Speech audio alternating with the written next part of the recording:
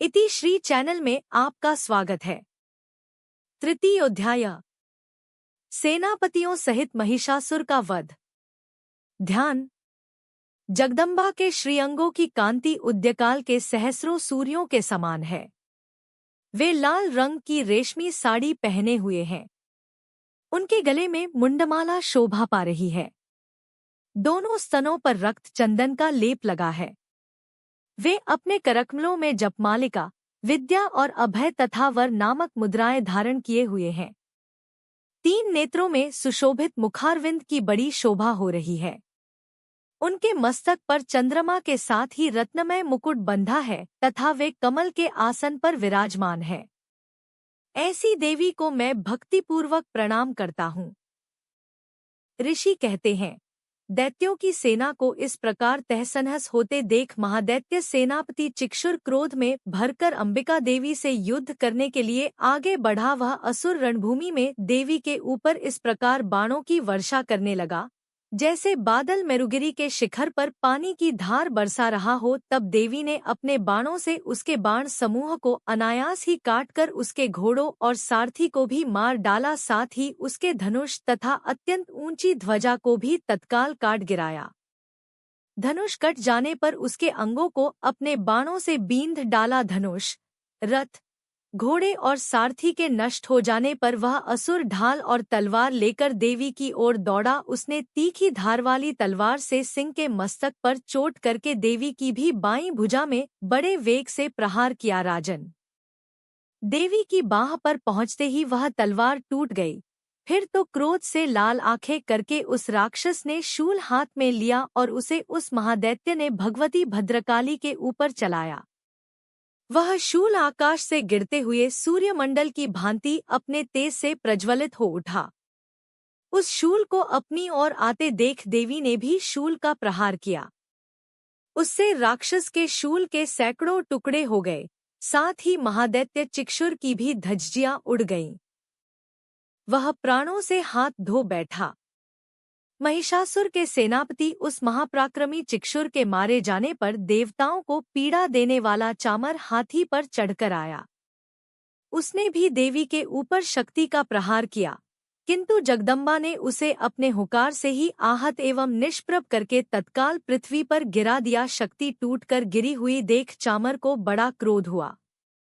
अब उसने शूल चलाया, किंतु देवी ने उसे भी अपने बाणों द्वारा काट डाला। इतने में ही देवी का सिंह उछलकर हाथी के मस्तक पर चढ़ बैठा और उस दैत्य के साथ खूब जोर लगाकर बाहुयुद्ध करने लगा। वे दोनों लड़ते लड़ते हाथी से पृथ्वी पर आ गए और अत्यंत क्रोध में भरकर एक दूसरे पर बड़े भयंकर प्रहार करते हुए लड़ने लगे। तदंतर सिंह बड़े वेग से आकाश की ओर उछला और उधर से गिरते समय उसने पंजों की मार से चामर का सिर धड़ से अलग कर दिया। इसी प्रकार उदग्र भी शिला और वक्ष आदि की मार खाकर रणभूमि में देवी के हाथ से मारा गया तथा कराल भी दांतों, मुक्कों और थप्पड़ों की चोट से धराशयी हो गया। क्रोध में भरी हुई देवी ने गदा की चोट से उद्धत का कचूमर निकाल डाला, भिंदीपाल से वाशकल को तथा बाणों से ताम्र और अंधक को मौत के घाट उतार दिया। 3 नेत्रों वाली परमेश्वरी ने त्रिशूल से उग्रास्य, उग्रवीर्य तथा महानु नामक दैत्यों को मार डाला। तलवार की चोट से विडाल के मस्तक को धड़ से काट गिराया। दुर्धर और दुर्मुख, इन दोनों को भी अपने बाणों से यमलोक भेज दिया। इस प्रकार अपनी सेना का संहार होता देख महिषासुर ने भैंसे का रूप धारण करके देवी के गणों को त्रास देना आरंभ किया। किन्हीं को थूथुन से मारकर, किन्हीं के ऊपर खुरों का प्रहार करके, किन्हीं किन्हीं को पूंछ से चोट पहुंचाकर, कुछ को सींगों से विदीर्ण करके, कुछ गणों को वेग से, किन्हीं को सिंहनाद से, कुछ को चक्कर देकर और कितनों को निःश्वास वायु के झोंके से धराशयी कर दिया। इस प्रकार गणों की सेना को गिराकर वह असुर महादेवी के सिंह को मारने के लिए झपटा। इससे जगदम्बा को बड़ा क्रोध हुआ। उधर महापराक्रमी महिषासुर भी क्रोध में भरकर धरती को खुरों से खोदने लगा तथा अपने सींगों से ऊंचे ऊंचे पर्वतों को उठाकर फेंकने और गर्जने लगा। उसके वेग से चक्कर देने के कारण पृथ्वी क्षुब्ध होकर फटने लगी। उसकी पूंछ से टकराकर समुद्र सब ओर से धरती को डुबोने लगा। हिलते हुए सींगों के आघात से विदीर्ण होकर बादलों के टुकड़े टुकड़े हो गए। उसके श्वास की प्रचंड वायु के वेग से उड़े हुए सैकड़ों पर्वत आकाश से गिरने लगे। इस प्रकार क्रोध में भरे हुए उस महादैत्य को अपनी ओर आते देख चंडिका ने उसका वध करने के लिए महान क्रोध किया। उन्होंने पाश फेंककर उस महान असुर को बांध लिया। उस महासंग्राम में बंध जाने पर उसने भैंसे का रूप त्याग दिया और तत्काल सिंह के रूप में वह प्रकट हो गया। उस अवस्था में जगदम्बा ज्यों ही उसका मस्तक काटने के लिए उद्यत हुई, त्यों ही वह खड्गधारी पुरुष के रूप में दिखाई देने लगा। तब देवी ने तुरंत ही बाणों की वर्षा करके ढाल और तलवार के साथ उस पुरुष को बींध डाला।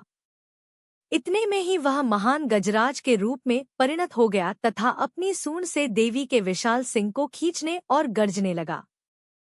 खींचते समय देवी ने तलवार से उसकी सूंड काट डाली। तब उस महादैत्य ने पुनः भैंसे का शरीर धारण कर लिया और पहले की ही भांति चराचर प्राणियों सहित तीनों लोकों को व्याकुल करने लगा। तब क्रोध में भरी हुई जगन्माता चंडिका बारंबार उत्तम मधु का पान करने और लाल आंखें करके हंसने लगी। उधर वह बल और पराक्रम के मद से उन्मत्त हुआ राक्षस गर्जने लगा और अपने सींगों से चंडी के ऊपर पर्वतों को फेंकने लगा। उस समय देवी अपने बाणों के समूहों से उसके फेंके हुए पर्वतों को चूर्ण करती हुई बोली। बोलते समय उनका मुख मधु के मद से लाल हो रहा था और वाणी लड़खड़ा रही थी। देवी ने कहा, ओ मूढ़, मैं जब तक मधु पीती हूँ तब तक तू क्षण भर के लिए खूब गर्ज ले। मेरे हाथ से यहीं तेरी मृत्यु हो जाने पर अब शीघ्र ही देवता भी गर्जना करेंगे। ऋषि कहते हैं, यो कहकर देवी उछली और उस महादैत्य के ऊपर चढ़ गईं। फिर अपने पैर से उसे दबाकर उन्होंने शूल से उसके कंठ में आघात किया। उनके पैर से दबा होने पर भी महिषासुर अपने मुख से दूसरे रूप में बाहर होने लगा। अभी आधे शरीर से ही वह बाहर निकलने पाया थी कि देवी ने अपने प्रभाव से उसे रोक दिया। आधा निकला होने पर भी वह महादैत्य देवी से युद्ध करने लगा। तब देवी ने बहुत बड़ी तलवार से उसका मस्तक काट गिराया। फिर तो हाहाकार करती हुई दैत्यों की सारी सेना भाग गई तथा संपूर्ण देवता अत्यंत प्रसन्न हो गए। 43 देवताओं ने दिव्य महर्षियों के साथ दुर्गा देवी का स्तवन किया। गंधर्वराज गाने लगे तथा अप्सराएं नृत्य करने लगी।